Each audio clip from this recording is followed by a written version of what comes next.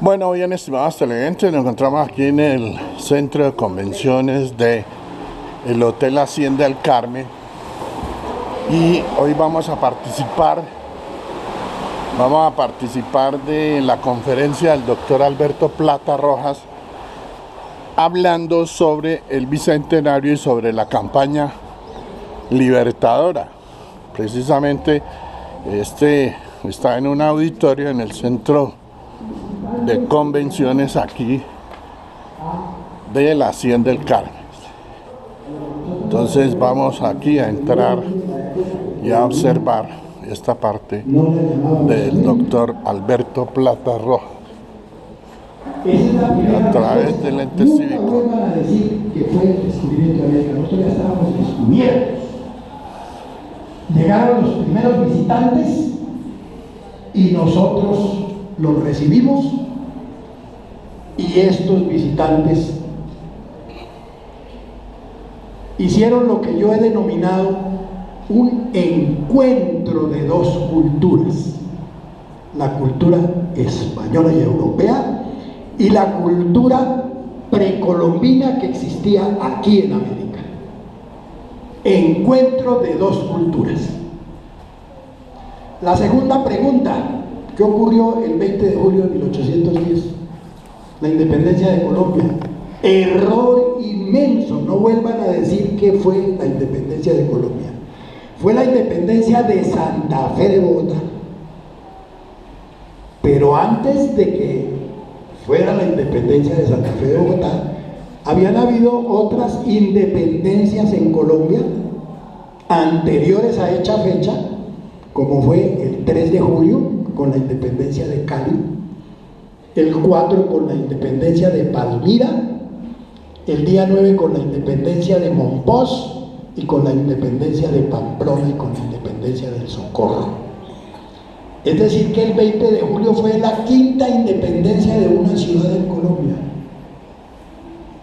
¿Qué ocurrió el 20 de julio de 1810? La independencia de Santa Fe de Bogotá. No vuelvan a repetir que fue la independencia de Colombia, porque eso no es correcto. Entonces ahora sí vamos a entrar al tema nuestro.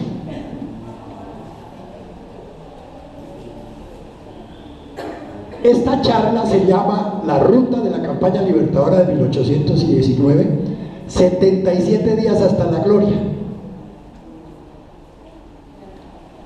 Entonces en esto vamos a hacer una pequeña presentación que incluye 4 temas puntuales. El primero, que es los antecedentes de la campaña libertadora, que son importantísimos para que conozcan ustedes por qué nos estábamos independizando de España, y tiene un contexto histórico que incluye las causas que motivaron la independencia, no solamente de la Nueva Granada, sino de otros pueblos del norte de Sudamérica. El segundo es el escenario de la ruta libertadora, es decir, un rápido recorrido por los llanos de Arauca y Casanare, lo que es el páramo de Pisba y el altiplano de Boyacá. La tercera es el itinerario de la ruta de la campaña de 1819, de 77 días hasta la gloria, que inicia el 23 de mayo en un sitio que se llama El Rincón, la aldea El 70, en el estado de Apure, en Venezuela, y termina el 7 de agosto de 1819 en la batalla del Puente de Boyacá.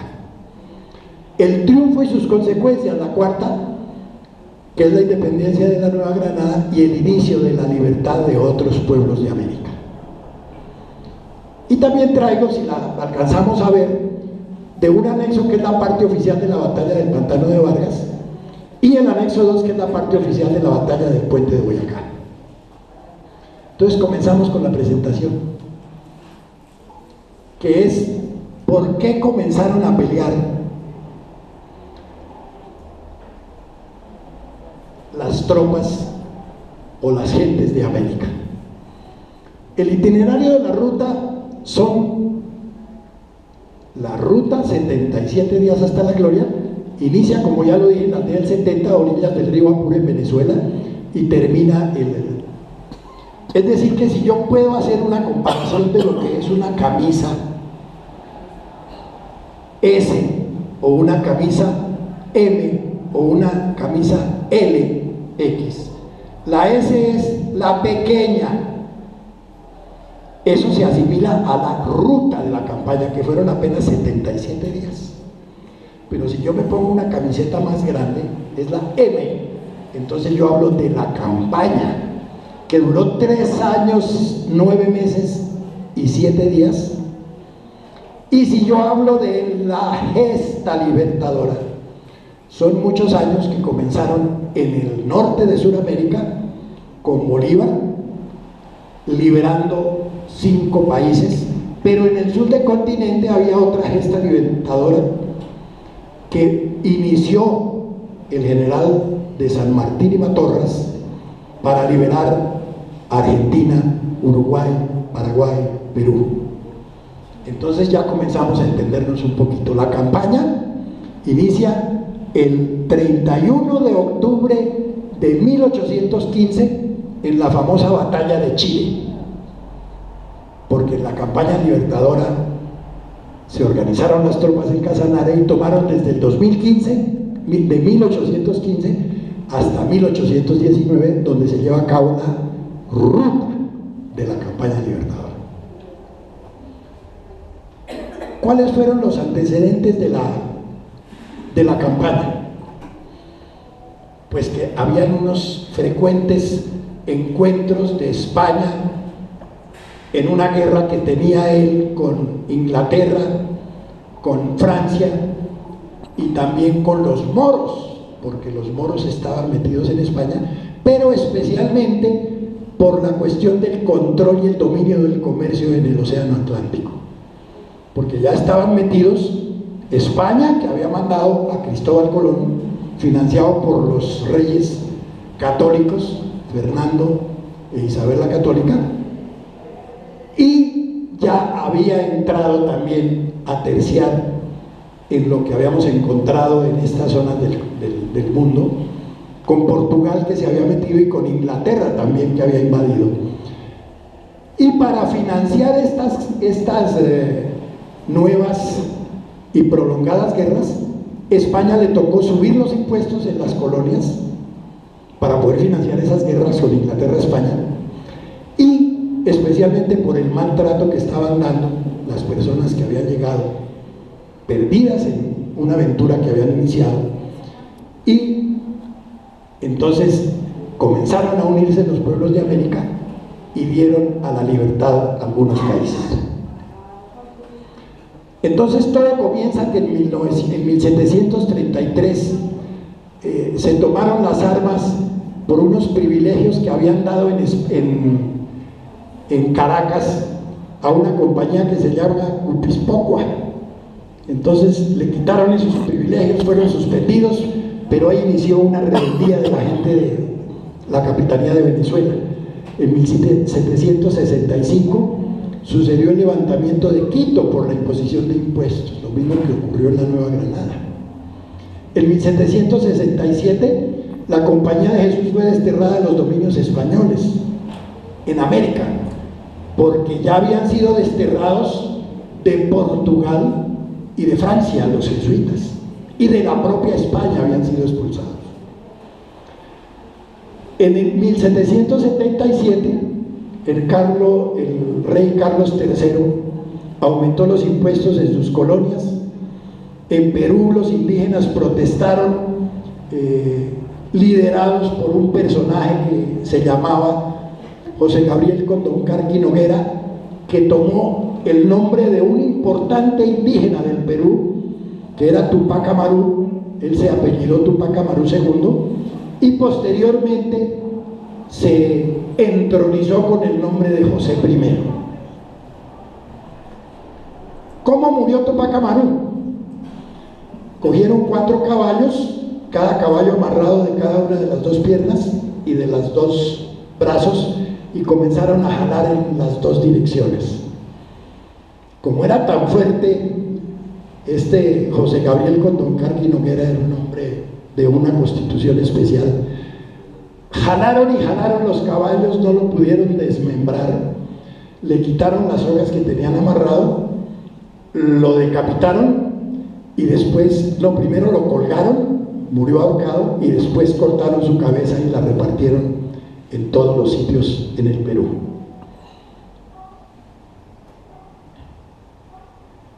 En 1779 hubo la primera rebeldía, y la primera rebeldía fue muy acá, en un pueblito que está colgado en la cordillera, cerquita a Sogamoso, cerquita a Tópaga, que se llamaba Monguí. Antes que la revolución de los comuneros, los primeros que protestaron por los altos impuestos y los malos tratos fueron en Monguí. Ese es un dato nuevo que ustedes no sabían. En los últimos meses de 1780 hubo unas noticias contra los guardas de renta de tabaco en Simacota, en Mogotes, en San Gil, en Charalá, y el centro del movimiento fue en El Socorro. Y el 16 de marzo del año de 1781 ocurrió la insurrección o rebelión de los comuneros, cuando María Manuela Beltrán de Archila y Sarmiento arrancó un edicto con las nuevas contribuciones, dando gritos de abajo los impuestos, que viva el rey y muere el mal gobierno. El 19 de mayo del 81 ocurrió un hecho sumamente importante en Casanare, porque resulta que hubo un movimiento comunero indigenista, de indígenas solamente, en la cual fue liderado por Francisco Javier Mendoza, y se proclamó gobernador de Casanare, y reunió a los indios del Cocuy, de Pore, de Támara, de Ten, de Manare y de otros pueblos, y les hizo jurar lealtad al rey de América, que era Tupac Amaru. Y este último nombre indígena fue el que tomó José Gabriel Condorcanqui Noguera. Y resulta que en ese día que se estaba proclamando el movimiento indigenista, el día anterior, es decir, el 18 de mayo, fue cuando desmembraron, ahorcaron y decapitaron a este Tupac Amaru, que era José Gabriel Condorcanqui Noguera. Ahí está María Manuela Beltrán Archila y Sarmiento, que fue la que inició la revolución de los comuneros. El 1 de febrero de 1782 fueron fusilados y colgados en la horca en Santa Fe de Bogotá por participar en la revuelta unos personajes que marcaron la rebeldía más grande de los pueblos de la Nueva Granada, que fueron José Antonio Galán Zorro, Isidro Molina, Juan Lorenzo Alcantús, que era un talabartero natural de Sogamoso, y Manuel Ortiz. Esto encendió las iras de la gente. En 1787 se firmaron unas capitulaciones en que los caciques del Darién se sometían a la soberanía del rey de España, es decir, que hubo movimientos por todas partes. El 7 de agosto de 1789 ocurrió un episodio sumamente importante en París, donde se expone en 17 artículos la Declaración de Derechos del Hombre y del Ciudadano, Declaración de Droit de l'Homme et du Citoyen en francés. El 15 de diciembre de 1793, el precursor de la independencia en la Nueva Granada tradujo los derechos del hombre y del ciudadano, que fortalecieron la independencia, y el 28 de noviembre Antonio Nariño es condenado a prisión y desterrado de América y a un extrañamiento en el África. Le despojaron de sus bienes.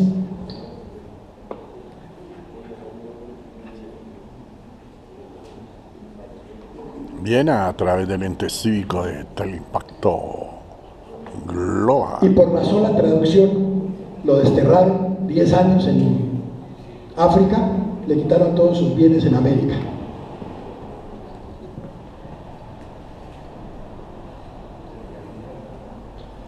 Este es Antonio Nariño y Álvarez, que fue el precursor de la independencia de la Nueva Granada. El 20 de noviembre de 1809, don Camilo Torres Tenorio hizo un alegato por cuenta del Consejo del Cabildo de Santa Fe de Bogotá, que se llamó el Memorial de Agravios, que ha sido el documento más importante de un criollo reclamándole al rey de España por mejores tratos para la gente de la nueva, de los indígenas del territorio. Este era Camilo Torres Tenorio. El 20 de julio de 1810, a raíz de los hechos de un hecho intrascendente, donde José González Llorente, con palabras desobligantes, no prestó un florero para agasajar a don Antonio Villavicencio y Verástegui, que después ahorcaron, fusilaron, y don José Acevedo y Gómez, que se llamaba el tribuno del pueblo, le tocó salir a hacer arengas y a acalorar a la gente que estaba esa noche del 20 de julio. Aquí está don José Acevedo y Gómez, el tribuno del pueblo. Entonces, el pueblo de Santa Fe de Bogotá, que fue la primera pregunta que nosotros hicimos, el pueblo de Santa Fe de Bogotá, con postura y firmeza, en aquella noche del 20 de julio para amanecer el 21, se organizó en un cabildo abierto y redactó el acta de independencia de Santa Fe de Bogotá, no de Colombia. El 19 de abril de 1810, unos criollos ilustrados de Venezuela proclamaron una insurrección en Caracas y cogieron preso al gobernador, que era don Vicente Amparán.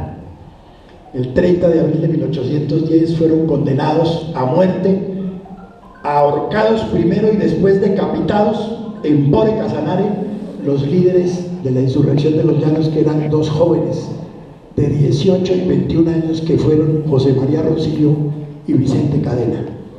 A ellos los tomaron presos en un pueblito, en una vereda del municipio de Nunchía, en Casanare. El 6 de junio de 1810, la Junta Suprema de Caracas expidió unas credenciales para algunos agentes importantes diplomáticos para que se dirigieran a su majestad británica en Inglaterra.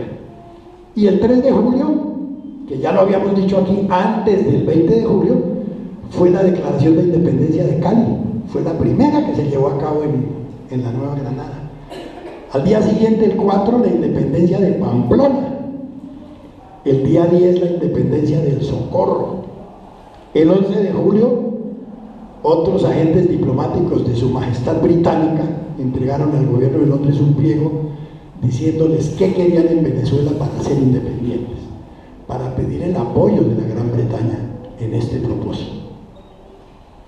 El 6 de agosto se declara la independencia de Monpós, es decir, pocos días después del 20 de julio que se declaró la independencia de Santa Fe de Bogotá. Y hay un hecho importante, porque no solamente se declararon independientes algunos pueblos, sino que fueron erigidos como villas independientes otros pueblos, como Zipaquirá, Ubaté, Chocotá, La Mesa, Fulsa, Guaduas, Cáqueza, y 3 pueblos de Boyacá, que fueron Tenza, Sogamoso y Chiquinquirá, el 6 de septiembre. Posteriormente, recordemos un poquito que España tuvo graves problemas porque Napoleón invadió a España desde 1809 y solo hasta 1815 pudieron retirar a Napoleón de España, y fue cuando Fernando VII y su esposa Isabel la Católica mandaron a reconquistar los pueblos que ellos decían que le pertenecían, que eran los pueblos de América del Norte. Y fue cuando mandaron a Pablo Morillo, que fue el pacificador, y se estableció en la Nueva Granada, en la Capitanía General de Venezuela, y en Quito, y en el Perú, y en Panamá, y en Bolivia, lo que se llamó el régimen del terror.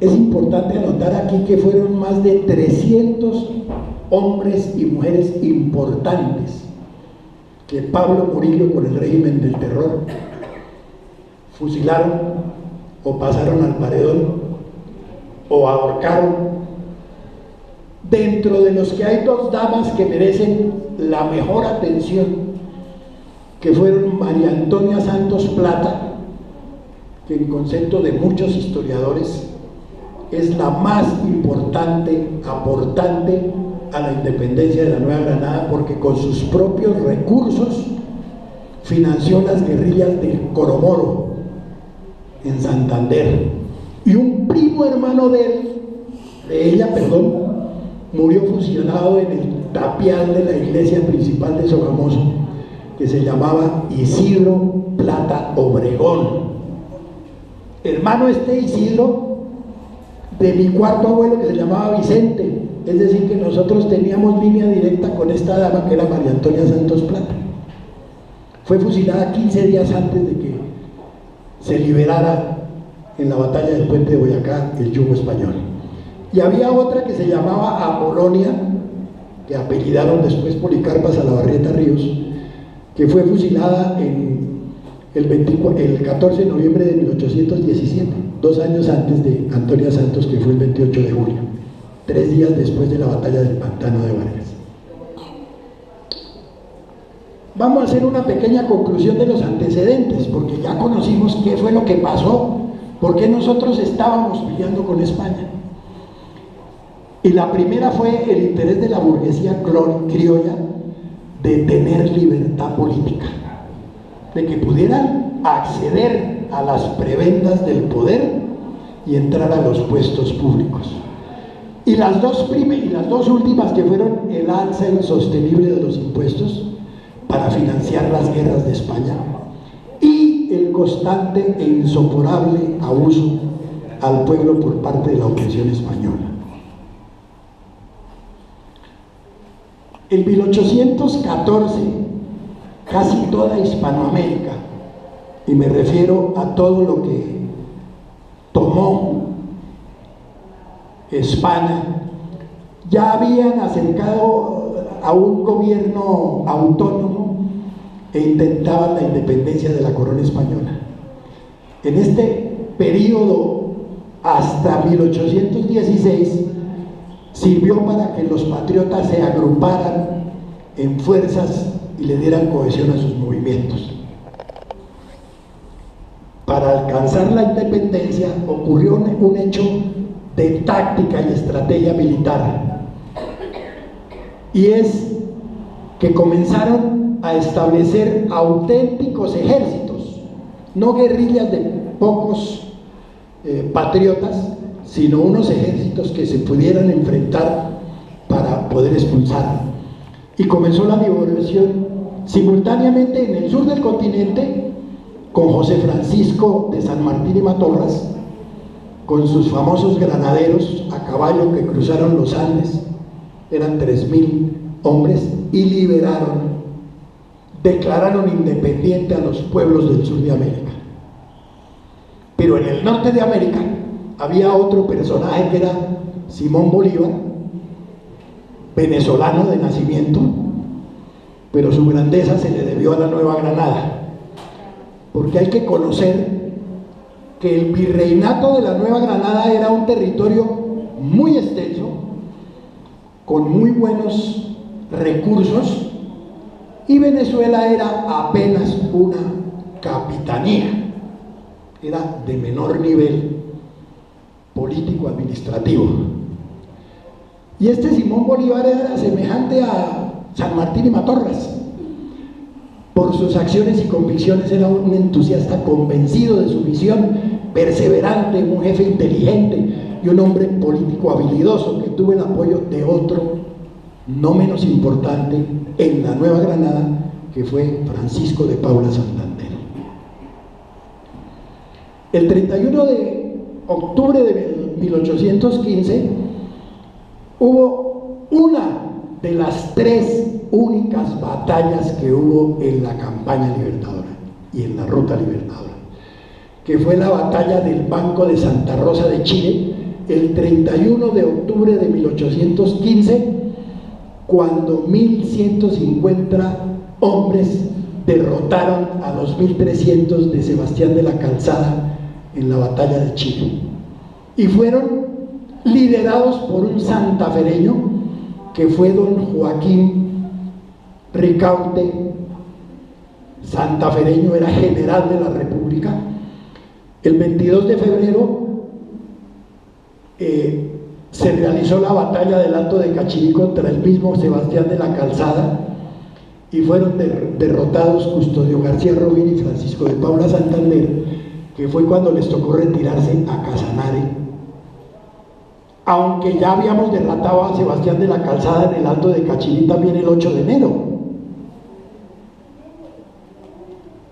El 16 de julio hubo una cumbre de generales, se reunieron en la villa de Arauca con el objeto de unificar los esfuerzos militares de los patriotas de Venezuela y la Nueva Granada, de la Capitanía de Venezuela y del Virreinato de la Nueva Granada. Allí asistieron todos los más importantes y resolvieron la estrategia de qué iba a pasar adelante.